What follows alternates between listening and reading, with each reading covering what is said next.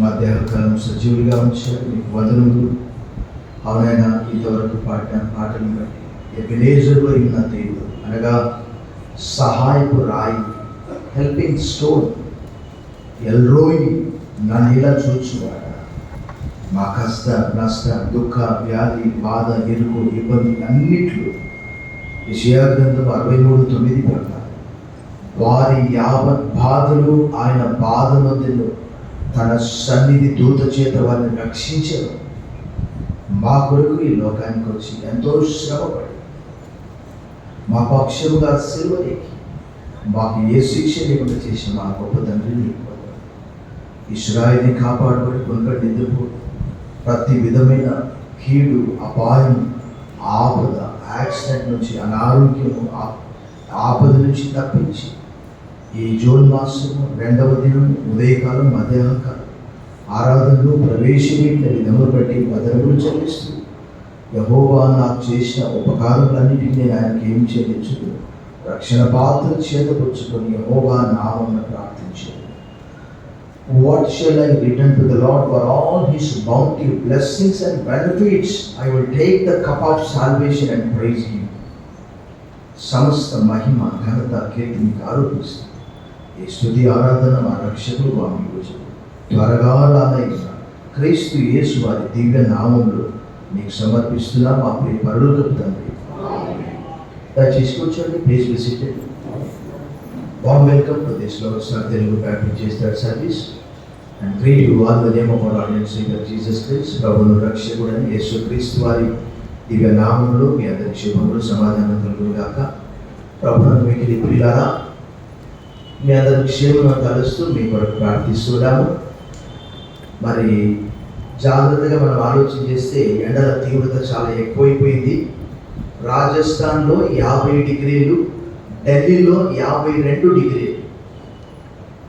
నిన్నటి దినం ఒక మెమోరియల్ సర్వీస్కి వెళ్ళాము, ఉడికిపోయాము. అంతా ఫ్యాన్లు ఏం పనిచేస్తలేవు. ఎందుకు నేను మరలా దానియేలు గ్రంథాన్ని చదివిస్తున్నానంటే, చాలా జాగ్రత్తగా మనం చదివితే Bible is the full of prophecies. మరి నాకైతే తెలియదు, కానీ ప్రభు వచ్చినప్పుడు ఏదైనా ప్రశ్న అడిగితే ఎంతమంది జవాబు చెప్తారు. బైబిల్ గ్రంథము దాదాపుగా 60-70% ప్రవచనాలతో కూడుకున్నటువంటిది. ఆ ప్రవచనాలన్నీ సింహభాగం నెరవేరాయి. నేను బిజీగా ఉన్నాను, వ్యాపారం చేస్తున్నాను, డ్యూటీ చేస్తున్నాను, అలసిపోయి ఉన్నానంటే ప్రభు వచ్చినప్పుడు మత్తయి సువార్త 24వ అధ్యాయంలో ఆయన వచ్చినప్పుడు ఏ దాసుడు వెలుగుగా ఉంటాడో వాడు ధన్యుడు అనే మాట రాయడం. ఎందుకంటే తెస్సలోనికీయులకు రాసిన మొదటి పత్రిక 5వ అధ్యాయం 1వ వచనంలో మనకు ఆల్రెడీ దేవుడు ఏం చేయాలో ఏం చేయకూడదో ఎలా కనిపెట్టుకుని ఉండాలి అన్ని చెప్పాడు. యేసు ప్రభు వారే దానియేలు గ్రంథ ప్రవచనాన్ని చెప్పాడు. కాబట్టి నేను మరలా చెప్తున్నాను. ఒకసారి చూడండి మీరు మత్తయి సువార్త 24:15లో ఏమని చెప్పాడు ప్రభు, ఒకసారి తీసి చూడండి. ప్రవక్త అయిన దానియేలు ద్వారా చెప్పబడిన నాశనకరమైన హేయ వస్తువు పరిశుద్ధ స్థలమందు నిలుచుట మీరు చూడగానే, చదవకుండా ఉంటే ఎట్లా? మరి ఎలా చదువుతేనే కదా మనం గ్రహించేది. ప్రభు ఏమన్నాడు చెప్పండి? చదువువాడు గ్రహించుగాక అన్నాడు. నాకేం తెలియదు ప్రభా, అంతా నీవే, సిలువ నీవే చూసుకోవాలి నాయనా, నాకేం తెలియదు అంటే మనకు ఎంతో జ్ఞానం ఇచ్చాడు కదా. కాబట్టి తప్పకుండా దానియేలు ప్రవచనాలు ఖచ్చితంగా నెరవేరుతాయి. అపోస్తలుడైన పౌలు కూడా తెస్సలోనికీయులకు రాసిన 2వ పత్రిక 2వ అధ్యాయంలో ఆ యొక్క అపవాది వచ్చి ఆ యెరూషలేము దేవాలయంలో కూర్చొని వాడు పూజలు సైతం చేయించుకుంటాడట. చూడండి ఒకసారి తెస్సలోనికీయులకు రాసిన 2వ పత్రిక 2వ అధ్యాయంలో పౌలు గారు చెప్పే ఆ మాట మనము చూసాము. 2వ అధ్యాయము 3వ వచనం, మొదట భ్రష్టత్వం సంభవించి, అంటే పుట్టినరోజులో ఏమన్నది? నాశన పుత్రుడు, పాప పురుషుడు. అంటే ధర్మ విరుద్ధ పురుషుడు అని బయలుపడితేనే కానీ బయలుపడితేనే గాని ఆ దినము ఆ రాదు. దినము రాదు. ఏది ఏది దేవుడు అనబడునో, ఏది ఏది పూజింపబడునో దానంతటిని ఎదిరించుచు దానికి అంతటికి పైగా వాడు తను తానే హెచ్చించుకొనుచు తాను దేవుడనని తను కనపరుచుకొనుచు దేవుని ఆలయంలో కూర్చుండును. కనుక ఏ విధముగానైనా ఎవరు మీరు మోసపరచనీయబడి చాలు అని ప్రభు వచ్చి వారిని జస్ట్ ఊరుతాడంతే.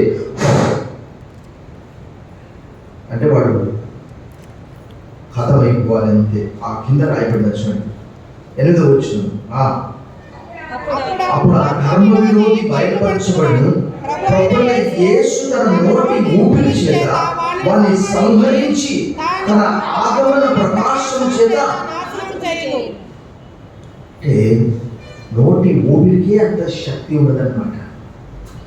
కాబట్టి మనం లేఖనాలు చదవకుండా ప్రభా అంతా ఆయనే చూసుకుంటాడని పాట పాడుతూ అంతా ఆయనే చూసుకుంటాడు అని పాట పాడి లావలేదు. మనం చేయవలసింది మనం చేయాలి. ప్రభు చేయవలసిన కార్యం ప్రభు చేశాడు. ఇప్పుడు చాలా మందికి సెల్ ఫోన్ ఉందిగా, వారికి కావలసినటువంటి యాప్లు ఉన్నాయిగా.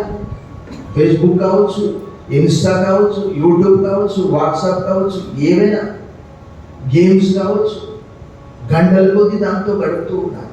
ప్రభు వస్తున్నాడు. ఎందుకంటే చూస్తే భయంకరమైనటువంటి పరిస్థితి ప్రపంచవ్యాప్తంగా. ఆస్ట్రేలియా దేశంలోని ఒక ద్వీపంలో ఏం జరుగుతుందో తెలుసా? ఒక ద్వీపమే మొత్తం సమాధి అయిపోయింది. మొట్టమొదటిగా 670 మంది అనుకున్నారు, కానీ తర్వాత చూస్తే అనేక మంది సమాధి అయిపోయారట. అకస్మాత్తుగా కురిసే వర్షాలు, అకస్మాత్తుగా వచ్చే భూకంపాలు. ఏంటమ్మా కూర్చోండి, ఆరాధన జరుగుతుంది, మీరు ఆలస్యంగా వచ్చి అటు ఇటు తిరుగుతూ ఆరాధన డిస్టర్బ్ చేయదు. చర్చ అయిపోయిన తర్వాత తీసుకోవాలి కవర్లు. చర్చ నడుస్తుంటే వచ్చి కవర్లు తీసుకోవడం ఏంటి? అది వికారం కదా. మందిరంలో అటు ఇటు తిరగడం ఏం రెస్పెక్ట్ ఇచ్చినట్టు దేవుడికి మనం ఇక్కడ? మనుషులకు కాదు.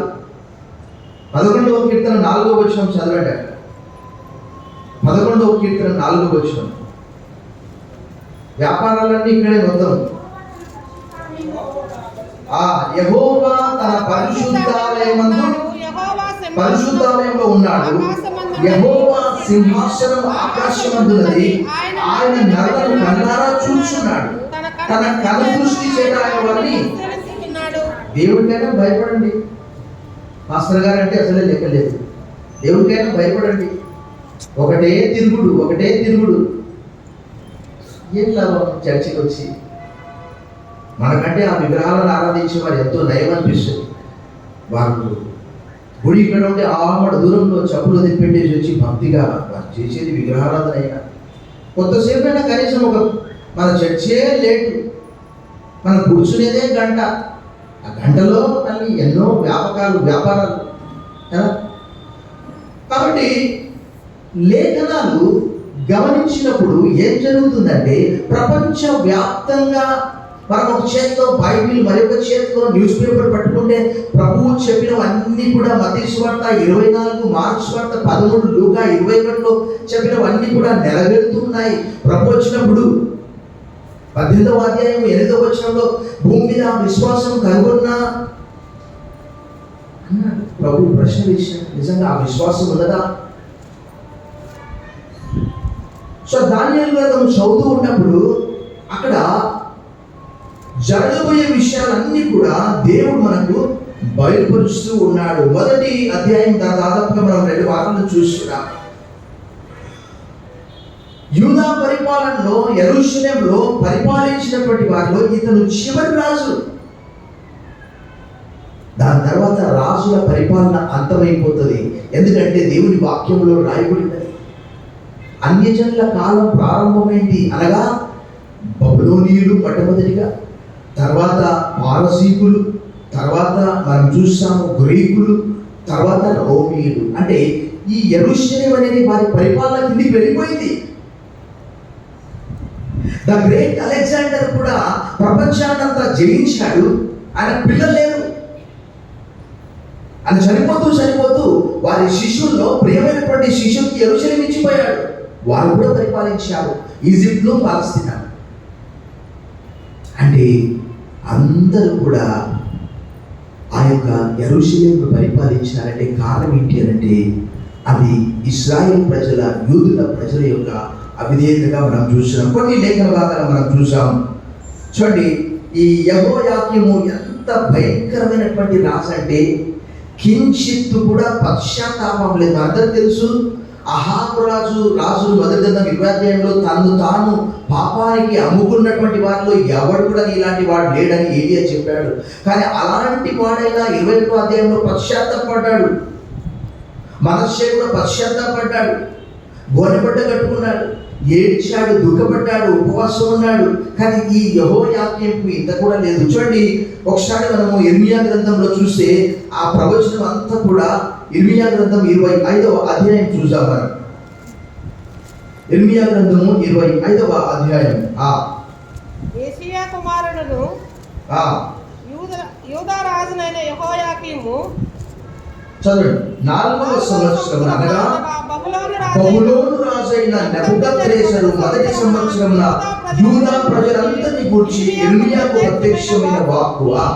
ప్రవక్త అయిన ఇర్మియా యూదా ప్రజలందరితోనూ యెరూషలేము నివాసులందరితోనూ ఆ వాక్కును ప్రకటించెను. ఆమోను కుమారుడును యూదా రాజైన యోషియా 13వ సంవత్సరం మొదలుకొని నేటి వరకు ఈ 23 సంవత్సరములు యెహోవా వాక్కు నాకు ప్రత్యక్షమవుతూ వచ్చాను.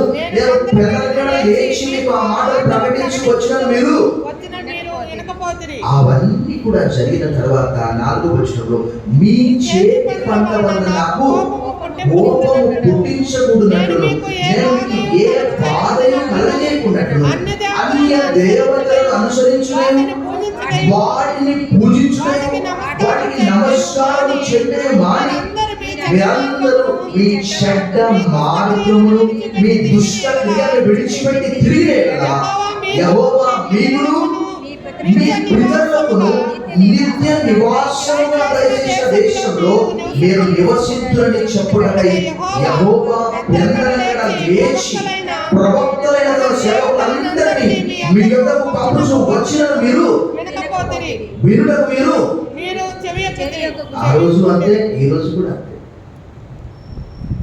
చర్చికి వస్తే ఎన్నో వ్యాపకాలు, ఇంటి దగ్గర ఏదో పొయ్యి మీద పెట్టి వచ్చింటారు, ఎవరికో పలానా చోటికి వస్తామని చెప్పి దేవుడు యెషయా నెత్తి నోరు మొత్తుకొని చెప్పాడు. యెషయా కాలంలో పాపం దేవుడు తప్పించాడు. హిజ్కియా పశ్చాత్తాపడితే, సరే నీవు పశ్చాత్తాపడ్డావు కాబట్టి నువ్వు క్షేమంగా వెళ్ళిపోతావు, నీ సంతానాన్ని నేను బబులోకి తీసుకొని వెళ్తానన్నాడు 39 ఏళ్ళు. పాపం యెషయా నెత్తి నోరు మొత్తుకున్నాడు. ఇక యెషయా పని అయిపోయింది. ఇప్పుడు ఎవరి పని? ఇర్మియా పని. దేవుని వాక్యం ఉన్నది ఉన్నట్టుగా చెప్పేవాడు ఇర్మియా.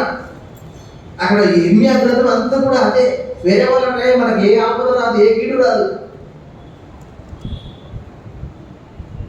అప్పుడు ఒకానొక సందర్భంలో యెహోయాకీము చేసినటువంటి భయంకరమైన పాపం ఏంటి తెలుసా? ఇర్మియాకి ఒక అసిస్టెంట్ ఉన్నాడు, చెప్పే మాటలన్నీ కూడా రికార్డ్ చేయడానికి బాలుడు. ఈ యెహోయాకీము ఈ గ్రంథం చదివి వినిపిస్తుంటే ఇంత కూడా భయం లేకుండా ఆ గ్రంథాన్ని 36వ అధ్యాయంలో ముక్కలు ముక్కలుగా కత్తితో కోసి కుంపట్లో వేసి కాల్చేశాడు. చూడండి ఒకసారి 36వ అధ్యాయంలో ఆయన చేసిన పాపం ఎంత కాదు. 36వ అధ్యాయం మనం ఒకసారి చూసాం. అక్కడ 21వ వచనం 36:21 ఆ గ్రంథమును తెచ్చుటకై రాజు యెహూదుని పంపగా అతడు లేఖికుడైన ఎలీషామా గదిలో నుండి దాన్ని తీసుకొని వచ్చి రాజు వినికిడిలోను రాజు వద్ద పిలిచిన అధిపతులందరినీ దాన్ని చదివాను. 9వ మాసమున రాజు శీతకాలపు నగరంలో కూర్చుని ఉండగా అతని ముందర కుంపటిలో అగ్ని రగులుచుండెను. యెహూది 3-4 పూటలు చదివిన తర్వాత రాజు చాకుతో దాన్ని కోసి కుంపటిలో వేయగా ఆ కుంపటిలో ఉన్న అగ్ని చేత అది బొత్తిగా దేవుడు మళ్ళీ ఇంకొక గ్రంథాన్ని రాయించాడు. ఇలాంటివన్నీ ప్రపంచవ్యాప్తంగా క్రైస్తవ మతాన్ని రూపు మాపాలని, క్రైస్తవ పేరే లేకుండా చేయాలని ప్రయత్నం చేస్తూ ఉన్నారు. ఆ రోజు కూడా చూడండి, ఇంట్లో నుంచి శ్రమ వచ్చింది, బయట నుంచి కూడా శ్రమ వచ్చింది. దేవుడు మరలా చూడండి 27వ వచనం, యిర్మీయా నోటి మాటను బట్టి బారూకు వ్రాసిన గ్రంథమును రాజు కాల్చిన తర్వాత యెహోవా వాక్కు యిర్మీయాకు ప్రత్యక్షమై ఇలాగు సెలవిచ్చెను, నీవు మరొక గ్రంథము తీసుకొని యూదా రాజైన యెహోయాకీము కాల్చిన మొదటి గ్రంథంలో రాయబడిన మాటలన్నింటినీ మరియు ఆ యూదా రాజైన యెహోయాకీము గురించి నీవు మాటలు చెప్పాలి, జాగ్రత్తగా చెప్పాలి. యెహోవా సెలవిచ్చినదేమనగా, బబులోను రాజు నిశ్చయంగా వచ్చి ఈ దేశమును పాడు చేసి అందులో మనుషులనైనను జంతువులనైనను ఉండకుండా చేయనని ఇందులో నీవేలా రాసిదు అని చెప్పి నీ గ్రంథమును అందుచేతను యూదా రాజైన యెహోయాకీమును గురించి యెహోవా ఈ మాట సెలవిచ్చాడు, దావీదు యొక్క సింహాసనం మీద ఆశీనుడు అతనికి ఎవడనూ లేకపోవును, అతని శవము పగలు ఎండపాలు, రాత్రి ఎలా చనిపోయాడో చూడండి. భయంకరమైనటువంటి కుక్క చావు. 22వ అధ్యాయం 19వ వచనం మనం చూసాం. యిర్మీయా గ్రంథం 22:19, 18 కూడా చదవచ్చు. కావున యోషియా కుమారుడకు యెహోయాకీము యూదా రాజును గూర్చి యెహోవా ఇలాగూ సెలవిచ్చాడు. ఏమంటున్నాడు? జనులు అయ్యో నా సహోదరుడా, అయ్యో సహోదరి అని అతని గురించి ఏడ్చారన్నమాట. అయ్యో నా ఏలినవాడ, అయ్యో శోభావంతుడా అని అతని కొరకు అందరార్చారు. అతని యెరూషలేము గుమ్మముల ఆవరణి ఈడుబడి పారవేయబడి గాడిద పాతి పెట్టబడి. బైబిల్లో ఒక మంచి మాట రాయబడింది, ఏంటి తెలుసా? ప్రస్తుత గ్రంథంలో ఒక 100 సంవత్సరాలు బ్రతికి ఎంతో మంది కుమారులను కుమార్తెలను కానీ సరైన రీతిలో సమాధి చేయబడకపోతే వాని గతి కంటే, చెప్పండి ఎవరైనా చూసాం, ఎప్పుడైనా చదివారా? వాని గతి కంటే పడిపోయిన పిండం యొక్క గతి ఎంతో మేలని అంటాడు. కుక్క చావు కదా. దేవుని మాట వినండ్రా నాయన, వినండ్రా నాయన అని యిర్మీయా బతుకుంటున్నాడు. ఈరోజు కూడా ఒకటే ఉరుకులు పరుగులు. ఎక్కడికి? ఆగండి. నేను ఎవరిని? ఎక్కడి నుంచి వచ్చాను? ఇక్కడ ఎందుకున్నాను? నేను ఎవరిని? ఇప్పుడు నేను యెషయా గ్రంథం రాస్తూ ఉన్నాను, యిర్మీయా గ్రంథం రాస్తూ ఉన్నాను. 64వ అధ్యాయంలో వారు అంటున్నారు, నీవే మా తండ్రివి. వచ్చేవారం తండ్రి దినోత్సవం. మేము జిగటమనము, నువ్వు కుమ్మరివి. ఇదంతా యెరూషలేము పాడు కావడానికి, మేము బబులోను చేత కొనిపోవడానికి కేవలం మా పాపమే అని వారు ఒప్పుకుంటున్నారు. మేమందరం అపవిత్రుల వంటి వారం. అక్కడ 64:6 అంటారు, మా నీతి క్రియలన్నీ కూడా నీ అంత మురిగి గుండెలని ఆకువని మేమందరం కొట్టుకొని పోవచ్చు, మా పాపాలే మమ్మల్ని కొట్టుకొని పోవచ్చు. 64:6. మనం నిబంధన ప్రచురం ఆ రోజు ఇశ్రాయేలుతో, అబ్రహాముతో, ఇశ్రాయేలు ప్రజలందరితో ఆదికాండం 17:5, నిర్గమకాండం 19లో నిబంధన చేశాడు ప్రజలతో. ఆమోసు గ్రంథంలో మరొక మంచి మాట అన్నాడు, భూమి మీద ఉన్న ప్రజలందరిలో నేను ఎవరిని ఎరగని, నిన్ను మాత్రమే, మిమ్మల్ని మాత్రమే నేను ఎరుగుదు అన్నాడు. ఎన్నో ఆధిక్యతలు, ఎన్నో అవకాశాలు, ఆనందకరమైన దేశం యెరూషలేము అంటే. అలాంటిది వారు మనం చూసాం 25వ అధ్యాయం మనం చూసాం కదా, మరికొన్ని లేఖన భాగాలను చూసాం. మనం ఇంతవరకు 25:6 వరకు చూసాము. 7 నుంచి మనం చూసాం మరికొన్ని వచనాలు. అయితే మీకు బాధ కలుగుటకై మీ చేతుల పనుల వల్ల నా కోపం పుట్టించి నా మాట ఆలకింపకపోతుందని యెహోవా సెలవిచ్చున్నాడు. సైన్యములకు అధిపతి యెహోవా ఇలా సెలవిచ్చున్నాడు, మీరు నా మాటలను ఆలకింపకపోతే కనుక నేను ఉత్తర దేశంలో ఉన్న సర్వ జనములను నా సేవకుడైన నెబుకద్నెజరును బబులోను రాజును పిలువనంపించున్నాను. ఈ దేశం మీదికి, ఇంకెవరి మీదికి? దీని నివాసుల మీదికి, చుట్టూ ఈ జనులందరి మీదికి వారిని రప్పించున్నాను. ఈ జనులను శాపగ్రస్తులుగాను, విస్మయాస్పదముగాను, అపహాస్యాస్పదముగాను, ఎప్పటికీ పాడుగాను ఉండజేసేదంటే సంవత్సరాలని అక్కడ రాయబడింది 12వ వచనంలో. 10వ వచనం, సంతోషనాదమును ఉల్లాస శబ్దమును పెళ్లి కుమారుని స్వరమును పెళ్లి కుమార్తె స్వరమును తిరుగడిలాల ధ్వని దీపకాంతి వారిలో ఉండకుండా చేసేదను. ఈ దేశమంతయు పాడుగాను నిర్జనంగాను ఉండును. ఈ జనులు 70 సంవత్సరములు బబులోను రాజులకు. దాసులుగా ఉందురు. సో ఎందుకు ఇదంతా జరిగింది అని చెప్పి వారు ఒకానొక సందర్భంలో రాజు యోషియా ఎందుకు ఇలా జరిగిందబ్బా అని గ్రంథం తెప్పించుకొని చదివాడు. ప్రభునందు మిక్కిలి ప్రియులారా, ఆ రోజైనా ఈ రోజైనా,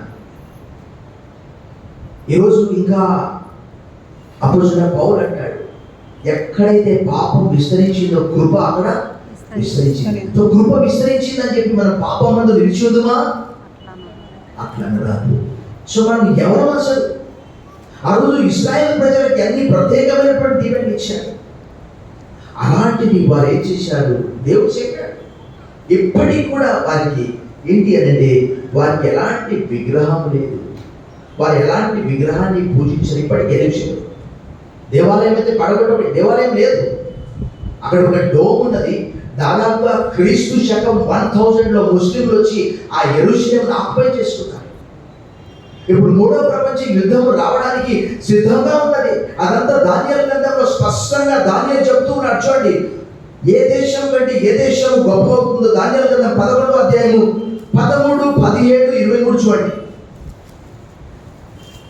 13వ వచనం, ఏలయనగా ఉత్తర దేశపు రాజు మొదటి సైన్యం కంటే ఇంకా గొప్ప సైన్యములు సమకూర్చుకొని మరణవచ్చును. ఆ కాలాంతమున అనగా కొన్ని సంవత్సరములు ఆయన పిమ్మట గొప్ప సైన్యములు విశేషమైన సామర్థ్యాన్ని సమకూర్చి నిశ్చయముగా వచ్చును. అతడు తన రాజ్యం యొక్క సమస్త బలమును కూర్చుకొని రావాలని ఉద్దేశింపగా అతనితో సంధి చేయబడును. ఏమనగా నశింప చేయవచ్చునని ఒక కుమార్తెను అతనికి ఇచ్చాడు. అయితే ఆమె సమ్మతింపక అతన్ని ఇంకా 25 వచనంలో కూడా అంటే ఇప్పుడు 3వ ప్రపంచ యుద్ధము జరగడానికి, ప్రపంచ అంతము జరగడానికి దానియేలుకు దేవుడు బయలుపరిచినటువంటి ఆ విషయాలన్నీ కూడా 70 సంవత్సరాలు పూర్తి అయిపోతున్నవి. తర్వాత మెస్సియా రానంటున్నాడు. అవన్నీ కూడా దానియేలు గ్రంథం యొక్క ప్రవచనాలు. అదంతా 9:11 రాయబడింది. ప్రభునందు మిక్కిలి ప్రియులారా, మన పాత్ర ఏంటి? ప్రభు త్వరగా రానంటున్నాడు. మన పాత్ర ఏంటి? What is our role? దేవుడు మనకి ఇచ్చిన బాధ్యత ఏంటి? మనం ఏం చేస్తున్నాం? మన రక్షణనే మనం కాపాడుకుంటున్నామా? ఎంత గొప్ప రక్షణ మనం నిర్లక్ష్యం చేసేలా ఎలాగో తప్పించుకోరు. How can we escape if we neglect this great salvation? ఇది నా డ్యూటీ కాదు, ఇది పాస్టర్ గారి డ్యూటీ, ఇది సంఘ పెద్దల డ్యూటీ, ఇది పరిచారకుల డ్యూటీ, ఇది సువార్థికుల డ్యూటీ. నేను చర్చికి వెళ్ళానా, నా చేతులతో చంద వేశానా, వచ్చానా? అలా కాలేదు. ప్రభు వచ్చినప్పుడు బహుమానాల పంట ఉంటున్నది. ఈ యెహోయాకీము గురించి మనం చదివాం. ఎలా పాతి పెట్టబడతారు, గాడిని పాతి పెట్టబడిన రీతిగా పాతి పెడతాడట. అసలు పశ్చాత్తాపమే లేదు ఆయనకు, మారు మనసే లేదు. ఈరోజు అనేక మంది కూడా అలాగే ఉన్నారు. ఉదయం కఠినంగా, సంబంధాలు సరిగా లేక, ఎవరితో సరైనటువంటి సంభవం ఉన్నది. చూడండి, దానియేలు గ్రంథము 1వ అధ్యాయము 1వ వచనంలో మనము నెబుకద్నెజర్ అనే పేరు మనం చూస్తున్నాం. యూదా రాజుకు యెహోయాకీము ఏలుబడిలో 3వ సంవత్సరమున బబులోను రాజు నెబుకద్నెజరు యెరూషలేము మీదకి వచ్చి దాన్ని ముట్టడి వేయగా అనేక సార్లు వచ్చాడు. 2 సార్లు 3 సార్లు వచ్చాడు. కొత్త తీసుకొని వెళ్ళాడు. చివరికి లాస్ట్ మొత్తం ధ్వంసం చేసేస్తాడు. మీరు ఇంటికి వెళ్ళిన తర్వాత చదువుకోండి. రాజులు 2వ గ్రంథం 25వ అధ్యాయం చదువుకోండి. అక్కడ అనేక మందిని, బలహీనలను, నిస్సహాయులను మాత్రమే అక్కడ విడిచిపెట్టేసి బలవంతులైనటువంటి వారిని అందరినీ మొత్తం తీసుకొని వెళ్ళాడు. ఎవరు లేదు అక్కడ. మొత్తం 70 సంవత్సరాలు నిర్జనంగా ఎవరు లేరు. ఎందుకు అంటే ఇది కేవలం ప్రభు యొక్క మాట వినడానికే. మరలా 70 సంవత్సరాల సమయం పూర్తవుతుందని దానియేలుకే దేవుడు బయలుపరిచాడు. చూడండి, ఆయన దాదాపు 90 సంవత్సరాలు అక్కడే ఉన్నాడు. ఆ 70 సంవత్సరాలు పూర్తి అయిపోతుందని చెప్పి చూడండి అక్కడ రాయబడ్డది. దానియేలు గ్రంథము 70 సంవత్సరాల చెర పూర్తి అయిపోతున్నట్టు 9వ అధ్యాయం 2వ వచనంలో దేవుడు అతనికి బయలుపరిచాడు. చూడండి, అతని ఏలుబడిలో మొదటి సంవత్సరమందు దానియేలు నేను యెహోవా తన ప్రవక్త అయిన ఇర్మీయాకు సెలవిచ్చి తెలియజేసినట్టు యెరూషలేము పాడుగా ఉండవలసిన 70 సంవత్సరములు సంపూర్తి అవుచున్నవని గ్రంథముల వలన గ్రహించితిని. లేఖనాలు చదవకుండా ఒకటే పరుగు పరుగు పరుగు పరుగు ఉరుగు పరుగు. ఎక్కడికి వెళ్తున్నాం మనం? ఇర్మీయా చెప్పాడు. ఆయన చెప్పినటువంటి ఆ ప్రవచనము అక్షరాల నెరవేరింది. ఆయన మాట వినండి అంటే ఆయన అబద్ధ ప్రవక్తరన్నారు. ప్రభునందు మిక్కిలి ప్రియులారా, ఈ యొక్క దానియేలు గ్రంథం చదువుతున్నప్పుడు మనకి ఎంత అక్యురేట్గా దేవుడు ఏది చెప్తే అది ఖచ్చితంగా జరుగుతుంది. ఆయన అబద్ధపడడానికి మనిషి కాదు. ప్రవచనాలన్నీ కూడా నెరవేరాయి చాలా మటుకు క్రీస్తు విషయంలో. యేసు క్రీస్తు రాకడను గురించి కూడా దానియేలే ప్రవచించాడు. మెస్సియా వస్తాడు, రాజ్య స్థాపన చేస్తాడు, అన్ని రాజ్యాలను పడగొడతాడు. సో ఈ నెబుకద్నెజర్, నెబో అంటే ఒక దేవత పేరు. నెబో అంటే దేవత పేరు, అంటే బెల్ మెరోదాక్ అని దాని యొక్క భావన. అంటే ముగ్గురు దేవతలు అక్కడ ఆ దేవాలయంలోనికి తీసుకొని వెళ్ళినట్లు అక్కడ రాయబడినది. 2 సార్లు అక్కడ రాయబడ్డది. చీనాను దేశంలోని తన దేవతాలయములకు తీసుకొని పోయి తన దేవతాలయపు బొక్కసంలో, అంటే విలువైనటువంటివన్నీ కూడా తీసుకెళ్ళి అక్కడ ఉంచుతారన్నమాట. అవన్నీ కూడా చూడండి మీరు. మనము రాజులు 2వ గ్రంథము 24వ అధ్యాయము 13వ వచనం చూసాం. రాజులు 2వ గ్రంథము 24:13.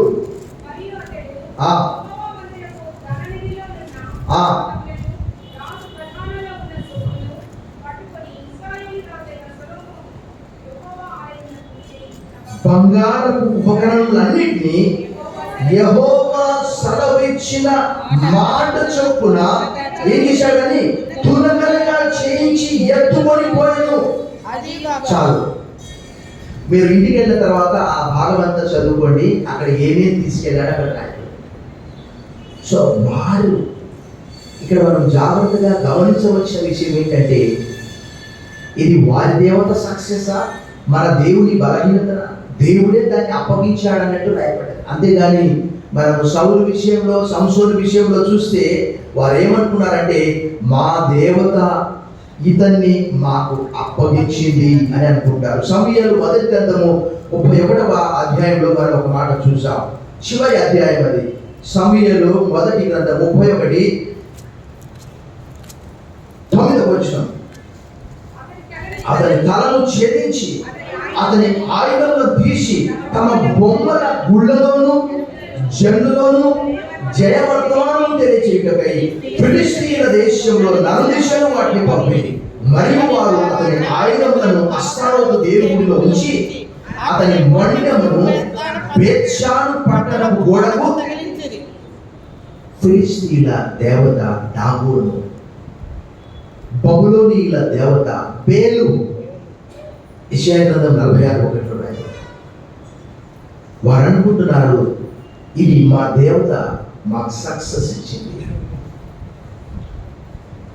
ఈ దినము ఈ లేఖనం మనం చదువుతూ ఉన్నప్పుడు what kind of God that we worship, ఎలాంటి దేవుని మనం ఆరాధిస్తున్నాం. ప్రపంచంలోని ఎన్ని దేవతలు దేవుళ్ళు ఉన్నాయో వాటన్నిటిని కూడా దేవుడు నాశనం చేసే రోజు వస్తుంది. అదంతా యెషయా గ్రంథం 2వ అధ్యాయంలో రాయబడ్డది. నరులు తాము పూజించుకోవడమై చేయించుకున్న సువర్ణ వెండి విగ్రహములను ఎలకలకు గబ్బిలములను సమయం వస్తుంది. సంసోను కూడా తీసుకెళ్లి వారి దాగోను దేవత గుడిలో ఏం చేశారు? 16వ అధ్యాయం 23-24 వచనాలు చదవండి. న్యాయాధిపతులు 16:23-24 చదవండి. న్యాయాధిపతుల గ్రంథము 16వ అధ్యాయం 23-24 వచనాలు. ఫిలిష్తీయుల సర్దారులు మన దేవత మన శత్రువైన సంసోనును మన చేతికి అప్పగించినదని చెప్పుకొని తమ దేవత అయిన దాగోనుకు మహాబలి అర్పించుటకును పండుగ ఆచరించుటకును కూడుకొని.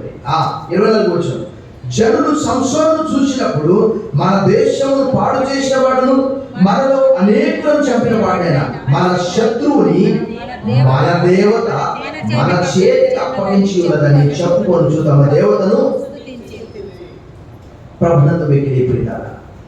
ఈ యొక్క షీనారు అంటే బబులోను దేశం. షీనారు అంటే పాత పేరు. అది ఆదికాండం 10:10, ఆదికాండం 11:2, ఆదికాండం 14:4, 14:9, ఇంకా యెహోషువ గ్రంథం 7:21, జకర్యా 5:11లో కూడా రాయబడింది. షీనారు వస్త్రము అనే మాట అక్కడ రాయబడింది. వీరి యొక్క తప్పిదాన్ని బట్టి 70 సంవత్సరముల క్షరవారు అనుభవించవలసి వచ్చింది.